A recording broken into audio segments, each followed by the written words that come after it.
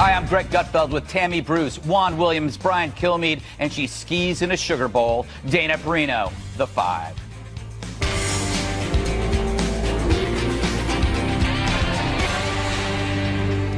Life is all about holes. You spend your life trying to fit into one, but that's the last thing you should want, because when you die, trust me, you'll fit. No matter how round a peg you are, eventually you go nicely into a rectangular hole. It's your job to do what John McCain did. Never willingly fit. Never lie down and quit. Make a fuss. Make everyone work harder. In fact, you can measure a life by the size of the hole needed to accommodate it. Make sure yours is McCain-sized. There are people whose exit leaves a Grand Canyon-sized space that can never truly be filled. Senator McCain left that space. And while condolences may often feel trite, they can help fill that space, especially when there are millions of them. Senator McCain was foremost an independent thinker, a round peg in the world capital of square holes. He owned his thoughts, critics be damned. His experiences taught him to shrug off stuff that would have left us in tears. 5.5 years in a prison camp will do that to you. And that's real diversity. He was feisty, funny, and real. We need a good John McCain, and not just every generation, but every day. Somebody who reminds us that we don't all have to act the same, and who knows that there is a difference between a good idea and the latest idea.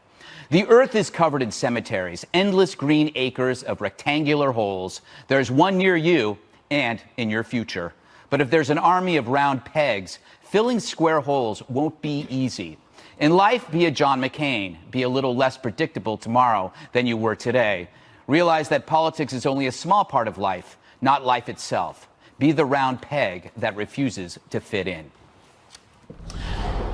Dana, I heard you earlier talk about John McCain when the news came out. I just want to get your thoughts on, I don't know, his passing. And well, I didn't know him until after 2001. I came to the Bush White House after 9/11, and any time that John McCain was around, it was a joyous time. He's he could be quite cantankerous. And you will find there were many people in Washington who got, their heads ripped off by him, but they always respected him. He was a joy to have as an ally, and could be a really tough person if he wasn't on your side. Right. But he commanded such respect that you would have to listen to him. One of the big fights, or I shouldn't say it wasn't a fight, but a disagreement, was about enhanced interrogation techniques in the wake of the war on terror and 9/11. And he felt so strongly, and you couldn't disagree. I mean, obviously, he had gone through it. Right. He knew what he was talking about. And so I remember those fights. But the other thing that I remember, too, is because I wasn't there on the 2000 campaign, I only knew John McCain as a friend to George W. Bush and an ally. And as I learned more about how difficult and tough that primary and bitter that primary was when George W. Bush finally wins in South Carolina over McCain, that what a remarkable level of forgiveness happens between adversaries, that then they can go on to work. And then as a staffer, that's really great, because then you can work with their staff and there's no bitterness, there's no recriminations.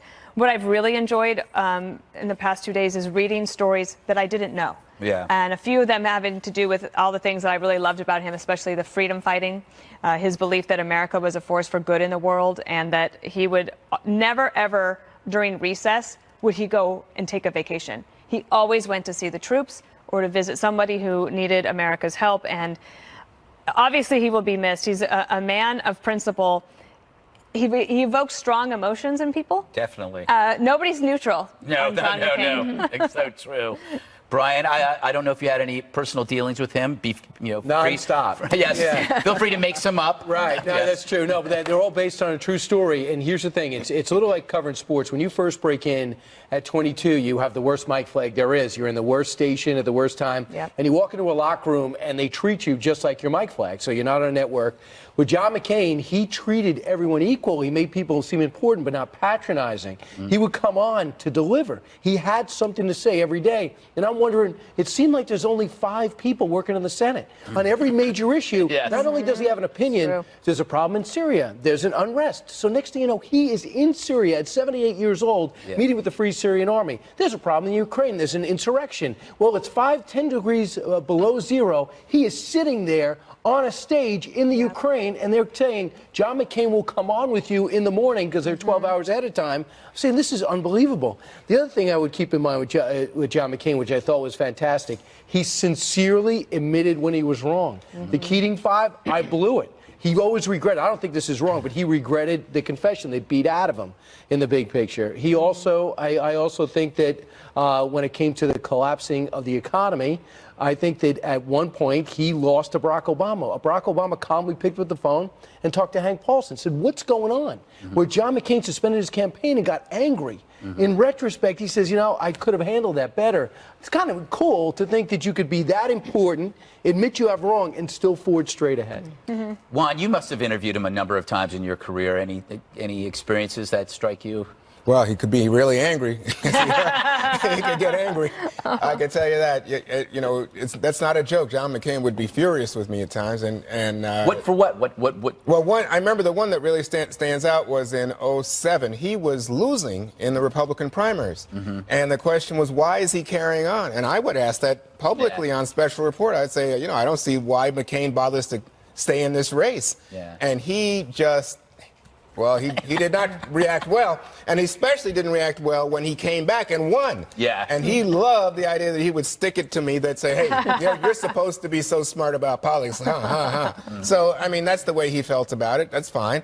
But you know what strikes me is that through it all, anger or whatever, was the sense of honor. And, you know people in the military, and the rarity of John McCain is that his granddad and his dad were both admirals. And then he goes to the U.S. U.S. Naval Academy in Annapolis, which is where he will be buried. And he's not an outstanding student, but he is a dedicated person. And when he goes to war, he's a dedicated person. I think he's the kind of person, based on the honor that he displayed as a politician, that I would want at my back if I'm under fire. And when you saw John McCain's statement, the statement that he issued knowing that he was about to die, he talked about American ideals, Greg, in terms of this is a country based on an idea, not on blood and soil. And he spoke with a depth that I don't hear from politicians about what real patriotism is. That, you know, politicians are always glad to wrap themselves in the flag and patriot. Not John McCain, and he could have done it more easily than any of them, because he really was, as Dana said, in a prison camp and tortured. I'm not saying he was just held, tortured, and displayed to me what was the greatest example of honor that I can think of as somebody I know, which is not to allow yourself to be freed, because the enemy knows that your dad is in charge of the troops, right? And you're not going to let yourself be freed as a propaganda statement and leave your brothers behind. I don't think there's any higher tribute that I could give to John McCain than to recount that story today. No, it's an amazing story, Tammy. Yeah, and I think a lot of people watching and a lot of the people listening to my radio show have serious disagreements politically, obviously, with Senator McCain. And we've expressed those, and there's going to be time in the future to have those critiques. This is a time, though, to reflect on somebody, and all of us really, more than just what we see necessarily on television, more than in one moment that reflects something and who someone is and what they've contributed within the larger context. And his final statement, I think, says something very appropriate for all of us across the spectrum about not surrendering, right? About what really matters. And that's a message, especially for Trump supporters, that they can learn from. That no matter what's going on, that you continue on with what matters to you, that you can, none of us are going to get out of this alive, right? We're going to hopefully have a wonderful moment at the end where we can think about what mattered if we did what we could in every single way. And that is what I think all of us are trying to do. And he also mentioned, of course, the thing that gave him the strength. And I worked on that campaign briefly in a peripheral way in 2008. The difference was his family, his wife, and his daughter, Megan, who I got to know a little bit. And that, of course, was just a foundation for him, I think, that makes a huge difference for every politician, for all of us who do these things. And, of course, in the future, there's going to be much more critique, discussion about his legacy and the nature of what he's been able to accomplish, the things he's done when it comes to legislation, and how we move forward from this. But I think ultimately it's about sticking with your principles, not being bullied away from them, continuing on to help make this country stronger and better. And I think we're in a good position doing that. All right. Well, up next, Geraldo Rivera takes us inside the opioid crisis in America with brand new footage of a major drug investigation. Stick around.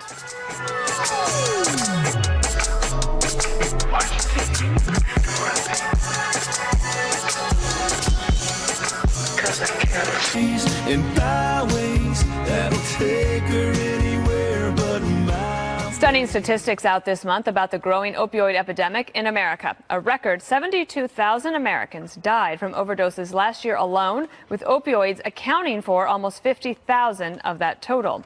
Geraldo Rivera joins us with an on-the-ground look at this crisis. He joined a task force of the DEA, Tennessee Bureau of Investigation, and local authorities during a federal drug investigation in Tennessee. And Geraldo, I'll turn it over to you just to explain what you're doing, and I believe you have done some interviews on the ground as well. We have, Dana. Thank you very much. Welcome to Nashville, the capital of Tennessee, the state capitol building, majestic. Behind me, the flags on top of the state capitol have never wavered. They are at half-staff to recognize the passing of Senator John McCain. About halfway between here in Nashville and Knoxville in the eastern part of the state, there's a little town called Salina, Tennessee, in Clay County. 1,500 people live in Salina, Tennessee. 1,500 people served by 4 big, busy drugstores. Those 4 big, busy drugstores last year, according to the DEA, wrote 1.3 million prescriptions, or 1.3 million pills, opioid pills, were prescribed by those 4 drugstores in that tiny town of Salina, Tennessee.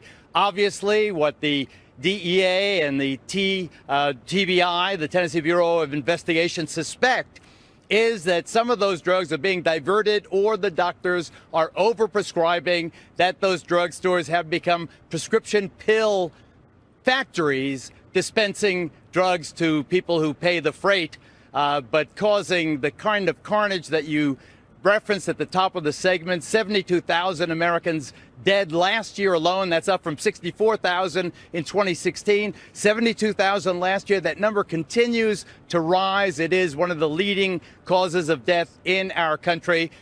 C. Martin Reed, the DEA administrator in charge of the raids on those 4 drugstores in Salina, Tennessee this morning, spoke with us. He guided us through this process. Here he is. But at this point, we're going to make sure we get records, we look at records, we analyze the records, we look at the dispensing logs, the prescriptions, all of the drugs. We'll do a count of the drugs just to make sure that there's no actual diversion happening. We spoke to the people who were apparently in charge of 2 of the 4 of those big drugstores in Salina, Tennessee. Here is their side of the story when I confronted them with the suspicion held by the DEA and the TBI that they are prescribing way too many opioids. Kind of a shocking way to start your day. How are you feeling? I feel fine. Do you feel confident that all of the opioids coming out of this place are legitimately prescribed and dispensed by you? Very confident. Why such a large number? Why so many doses per capita? Why people coming from Kentucky? I don't have hardly anybody coming from Kentucky. Why such a high number of opioids prescribed? How do you feel about the DEA coming to your drugstore this morning, kind of suspecting that you're dispensing more opioids than you should be? I really don't, no comment. But can you explain why so much traffic in this little town? Why 4 big drugstores? No, sir. There's no comment. Is that 4 drugstores here to serve the local population of 1,500 in the town of Salina? I can't answer that, sir. We know how the Mexican drug cartels are killing Americans. We know how the Chinese and their fentanyl factories are killing Americans. But Dana, as you said at the top, over 50,000 of those overdose deaths are caused by prescription pills prescribed by drugstores right next door. We've got to check and see if they're really doing the right thing by their customers. Dana, back to you. All right, Geraldo, thank you for that report. We appreciate it. We'll check back in with you throughout the week. We thank you for that.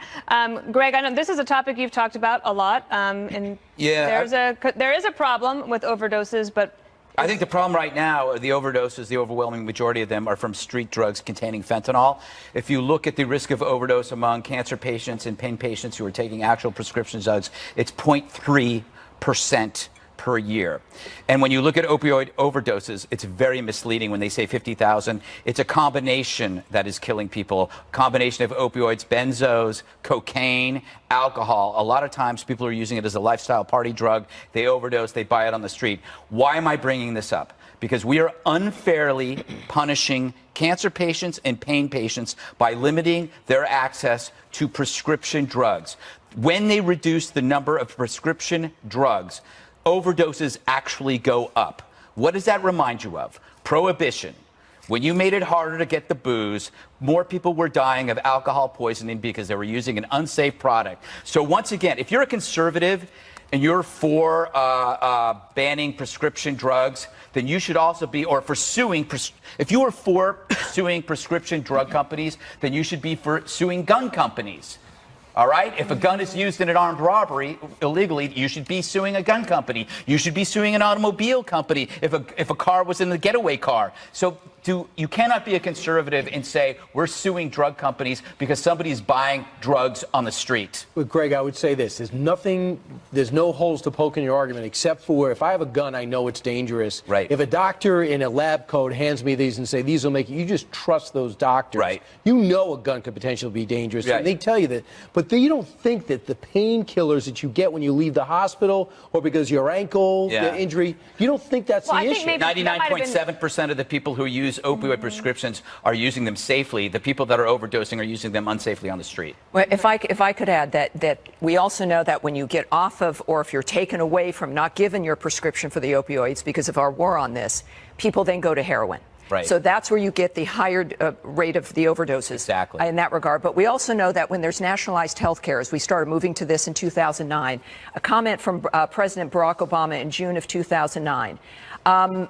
We're not going to solve every difficult problem in terms of end-of-life care, but maybe you're better off not having the surgery, but taking the painkiller.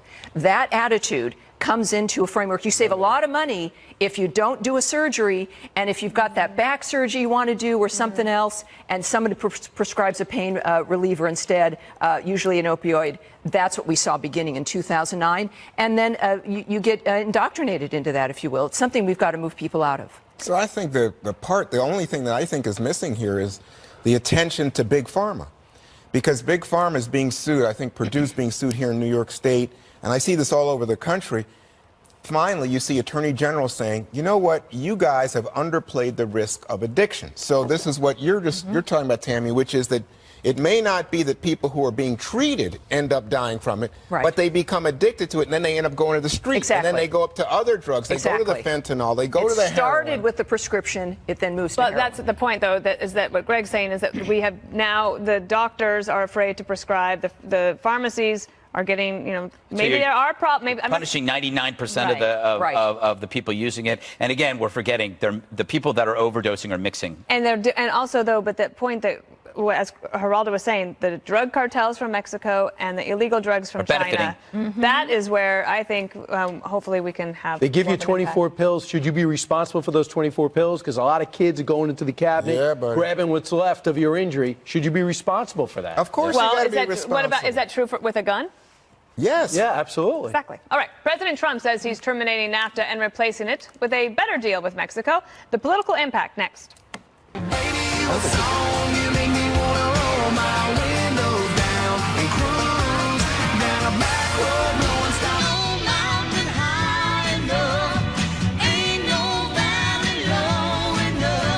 President Trump calling it a big day for trade as the U.S. and Mexico reach a new deal, which he says will replace NAFTA. The president describing the impact of the tentative agreement with our neighbor to the south, also outlining his plans with Canada. I like to call this deal the United States-Mexico Trade Agreement. I think it's an elegant name. I think NAFTA has a lot of bad connotations for the United States because it was a ripoff. It was a deal that was a horrible deal for our country. I'll be terminating the existing deal and going into this deal. We'll start negotiating with Canada relatively soon. They want to negotiate very badly. But one way or the other, we have a deal with Canada. So, Brian, what do you make of this? I mean, we don't know all the details. What we have been able to discern so far is that it takes into account the digital economy in a big way. There's some emphasis on trying to bring car manufacturing back to the U.S. But in general, it does not seem like a huge leap over the deal that the president blew up. There'll be a sunset provision. They're going to talk about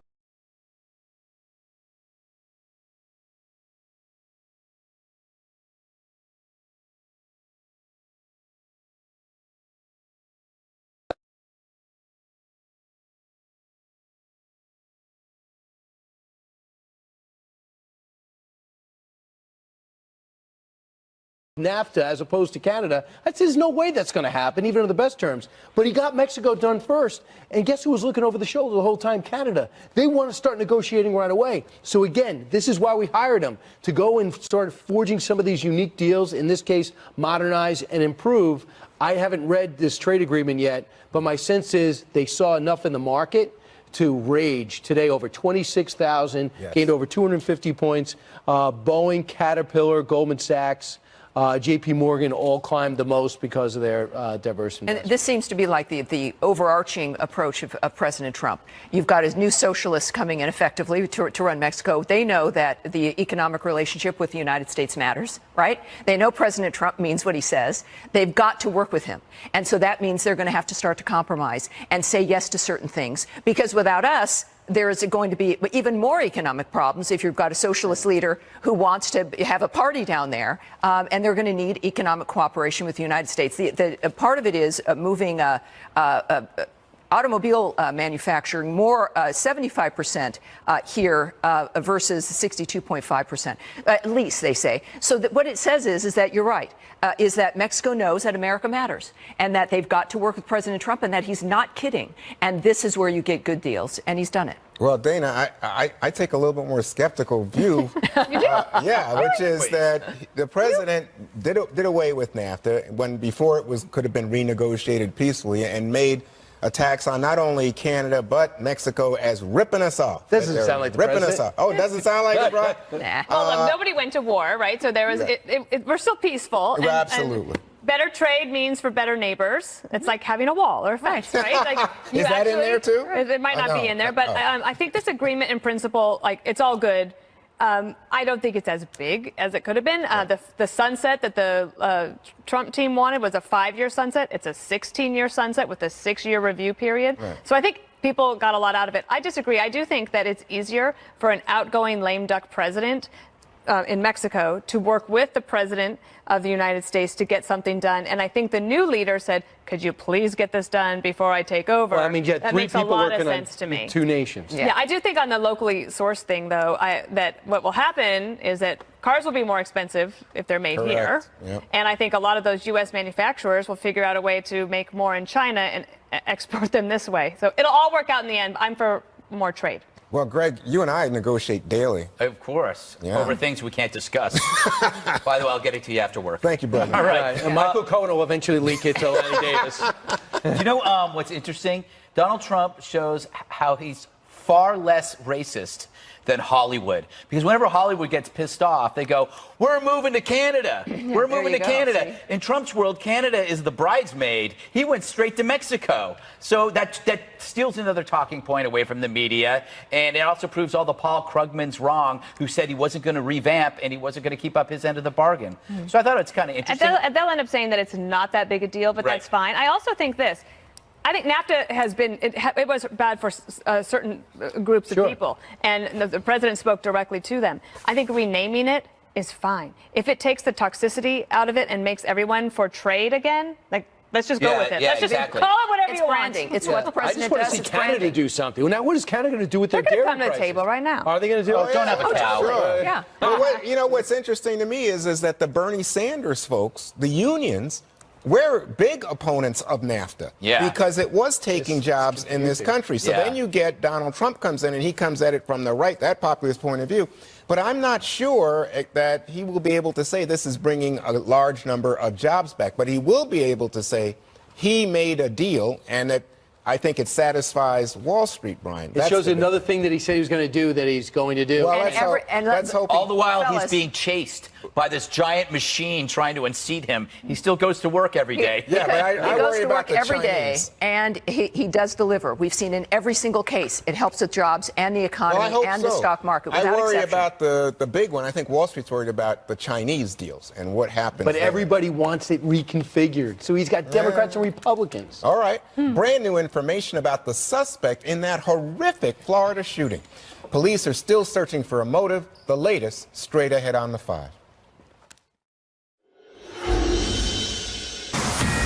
All right, Fox News alert there. Brand new information about that horrific shooting on Sunday, caught on live stream during a Madden video game tournament, Madden 2019. It happened over in Jacksonville. Court records reportedly show the suspected gunman, who had been previously hospitalized for mental illness and was prescribed antipsychotic, antidepressant medications. Meanwhile, police still not revealing a motive, but are providing new details on what happened. Listen.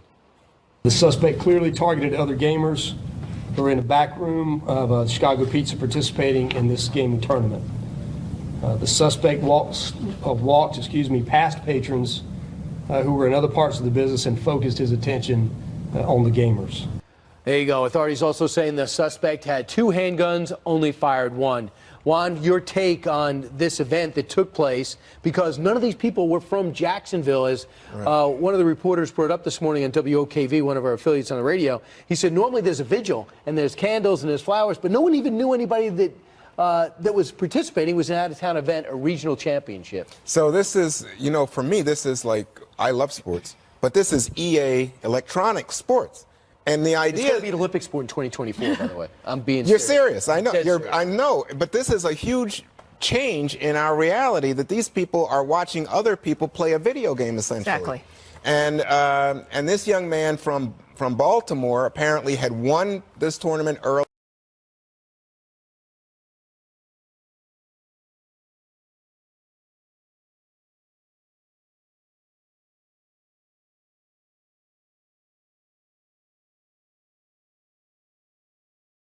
The details here. I mean, all I can say is, you know, I come back to the same refrain I've said often, which is I think we have too many guns in this country. I don't know. Right. By the way, do you know where he got the gun from? No, I don't. They know they're raiding his Baltimore apartment. We were doing Fox. His dad's. No, I think it's his dad's in Federal Hill. Yeah. Tammy, this was a no-gun zone. So even though Florida has one rules, when it came to Jackson Square, they said you can't bring a gun there. Didn't work. Well, it didn't work. And some of the gamers now, of course, as you might imagine, are calling for more security. They want people to be able to be searched. These are turning into be huge events. All kinds of people from all over the place, right, who might not even know the local rules, or if they're traveling with guns. But they're vulnerable positions, soft targets, obviously, beyond just one.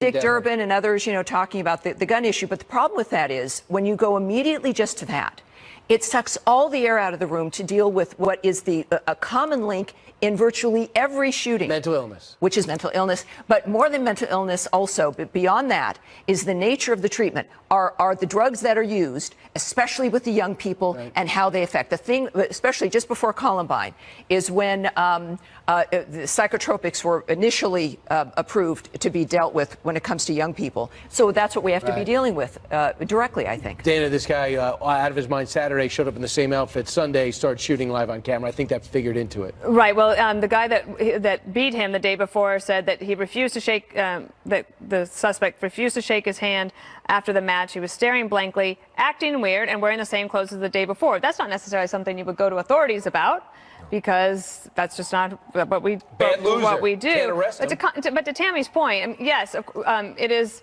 the case that there is a group that will always go straight to we have too many guns.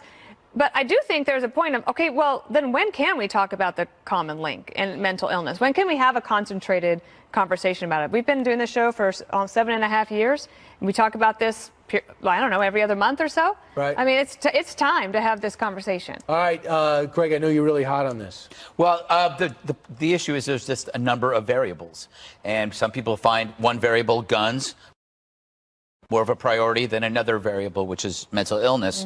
You could probably address the whole thing with a database, which I've talked about, where teachers and relatives can submit a name to a civil court of somebody they believe is mentally ill and should not be near a firearm. If this was the dad's firearm, he should be held responsible for that. If this unstable, mentally ill person was to get that, that way you don't punish, and I talk about this with opioids, you don't punish the overwhelming majority of people who are using the product wisely, whether you're driving a car or where you're using opioids or you're using weapons. It's the same principle. Do not punish the lawful, target the unlawful or the mentally ill. Do you think it's a factor if you know you're going to a no-gun zone, and you show up with a gun, you know you're not getting shot.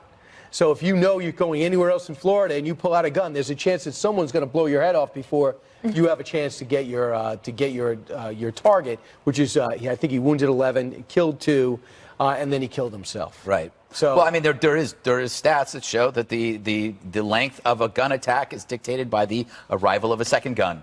So, and maybe also, and what we've seen also with the psychotropics is they affect young people differently than adults. And we're aware of that. There's black box warnings about suicide effectively, but behavior changes, especially with young people. So we've got to at least address that. Is that the right go-to, and just like with opioids, to save money when maybe a different kind of therapy would work? Maybe someone does need to be hospitalized for a period of time. I know that's politically incorrect these days. Giving parents more power to commit their children, people they're in charge of, as opposed to just giving them drugs. We've got to deal with that. Very quickly, let me just say that most people with mental illnesses do not start shooting everywhere. Right. So I'm just cautious about this quickness to say, oh, it's about mental. It's not about mental illness in most cases at all. In the shootings it is, though. I don't think so, Tammy. But and what the other point to say is here that when you have these guns everywhere, and people say, well, but you just should have it, legal. It's okay. Why don't we ever have the things that we on the 5 can agree on, which is, if you're going to get a gun, we should know exactly who you are. You should have a background check, and it shouldn't be like all these guns are floating around. Let's find out if this is a Nicholas Cruz situation where everyone knew he was a shooter. It was just a matter of time. We'll find out. Meanwhile, 17 minutes before the top of the hour, here's a message: be on time, do hard time. Reports of a stunning high school punishment for ditching class. That story coming your way. Radio guy.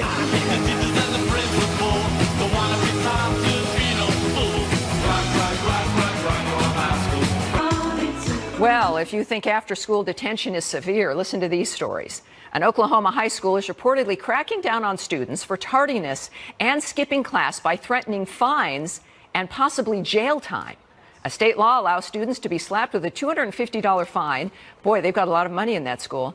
For missing classes repeatedly without an excused absence. They could even be put behind bars for 15 days. And in North Carolina, the parents of a 10-year-old boy are outraged, claiming their child was punished for being too polite by calling his 5th grade teacher ma'am. They say their son was forced to write the word more than 100 times on a piece of paper and have them sign it. You guys, obviously, this is a little crazy. I contend that teacher in that last story perhaps didn't know even what ma'am meant, because the issue is usually that you're not respectful in class. For her to be upset about that, and when confronted by the mom, she couldn't explain why it upset her. So that becomes an issue. But isn't this also about who's parenting, and you've got school districts and teachers thinking that they can really do whatever they want because they think that there are no parents around? I don't know. I mean, you would hope that there are parents around. And in this case, the parent saw that all the kid had done was say ma'am. So what was interesting to me was there must be administrators in the school who agreed with the teacher. But then when the school system was asked about it, all they said was, this is a personnel issue, and we will deal with it. So I'm thinking they think the teacher didn't act wisely. Now look, Brian, $250 in this other case for kids who don't show. It's like 4 absences within 4 weeks. around, or 15 days in jail. Isn't that going to the other extreme versus Parkland, where you weren't allowed to do anything about any misbehavior? Right. I mean, this goes in the face of everything trending away. Let's inflate the grades. Let's make everything easier. Let's all get along, try not to punish. I think, you know what I walk away with? Oklahoma, they tend to be tougher and harder on everything. They're also, to me, that school has some issues, and it shows a school faculty that cares. Yeah. A lot of times you instill discipline because you care. It's taken the exact opposite way. They don't want your money, they want your attention, and they got your attention. And maybe, Dana, did it get the parents' attention? Because you know it would be the parents who'd pay that fine. Right. not So the for kid. four unexcused absences in a 4-week period, like basically you're robbing the taxpayers at that point. Like the taxpayers are paying for you to have the opportunity to go to school. You were lucky enough to be born in America, or you're here in America and having a chance to go to school. Sure. If the taxpayers are willing to pay for you to be there, then you better show up. And if you don't, you're going to pay for it. And then you're and a if you burden. can't be here, then you won't. Then you don't need to be here at all. We Right. don't need to pay for you to be here. And then you end up being a I'm burden not for at the jail end. thing, though. I think The 15 jail days in thing, jail is I too mean, much. that becomes another issue. What is the deal with 15 days in jail? Greg, you've done hard time. Is it that bad? Wouldn't this make you want to drop out more than stay when you've got this dynamic overshadowing you of thinking you might get put in jail? I think the fear of being put in jail is why I was on the straight and narrow all my life. In fact, I think watching Dragnet and Adam 12, all about those, Scared and Straight? FBI when I was a kid, I thought that I was inevitably going to be in prison because there were so many cop shows. I think we grouped these two topics incorrectly. The one about the discipline is really, really smart, I think, and powerful and works. You don't The think other it's too much? Oh, I think it's not enough. And the other one about ma'am is obviously insane. Ma'am is the product of misplaced punishment that we've run out of ways to make moral judgments. So now we're just creating punishment supplements. We're punishing people for just the littlest things because we can't make moral decisions. I still say ma'am and sir. Yes. Well, yeah, but sometimes That's people think heteronormative. if you say ma'am to some people, they think you're being like sort of. You're first of all, you're thinking they're older to call them ma'am. I am. No, not Older. you, Dana. Well, the mom, the good news is the mom intervened in that, right? That the Right. mom was not happy. She saw the paper, and they delivered the note with the signatures the teacher required, but then with the definition of ma'am, making it clear that it was something that was laudatory. By the way, Tim, Yeah. I don't think you have a choice. I think if you decide to leave school because you don't want to pay the fine, then you're in violation of law that says you got to be in school if you're Wow. under 16. All righty. Well, we're going to find out what happens inevitably. Now, we've got one more thing coming up next. Sure. Run it, girl, indeed I can run it. Is your man on the floor? If he ain't, let me know. Let me see if you can run it. Around, or 15 days in jail. Isn't that going to the other extreme versus Parkland, where you weren't allowed to do anything about any misbehavior? Right. I mean, this goes in the face of everything trending away. Let's inflate the grades. Let's make everything easier. Let's all get along, try not to punish.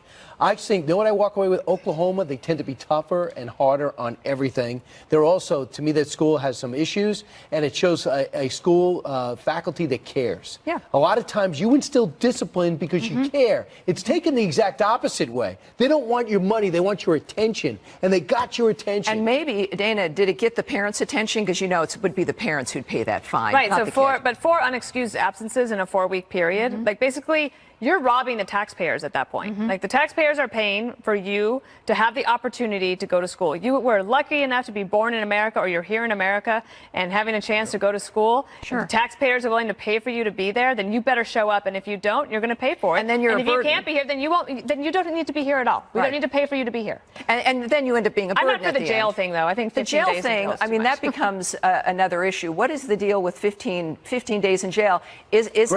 Greg, you've done hard time. Is it that bad? Wouldn't this make you want to drop out more than stay when you've got this dynamic overshadowing you of thinking you might get put in jail? I think the fear of being put in jail is why I was on the straight and narrow all my life. In fact, I think watching Dragnet and Adam 12, all about those, Scared and Straight? FBI when I was a kid, I thought that I was inevitably going to be in prison because there were so many cop shows. I think we grouped these two topics incorrectly.